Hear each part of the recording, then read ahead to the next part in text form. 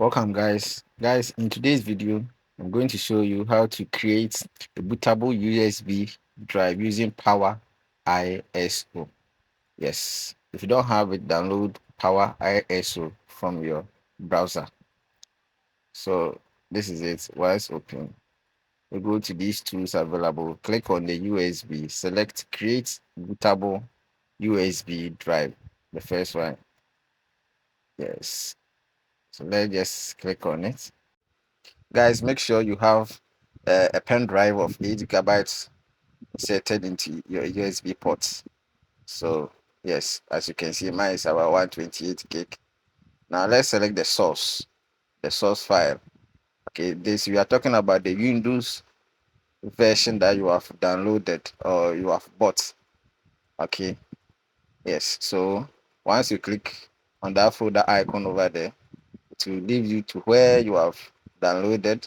So mine is here, Windows 10 Enterprise built 64-bit. So you need to know the version, and then we click open. Once open, it will come to this part again. So guys, we are ready to begin the process. Guys, let's start the process. Let's click on start to begin our process. So once you click on start, it will warn you that it is going to erase everything on that pen drive. Okay, so if you're okay, you click OK, and the process has begun.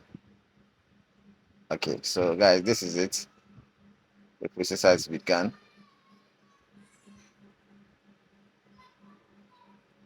And we are due to go. This is an educational video, and I cannot wait for it to run down. So we'll just skip it for all of us.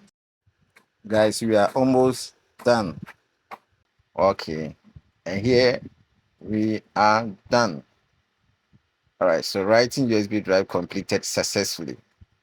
So what we'll do is that we'll close it.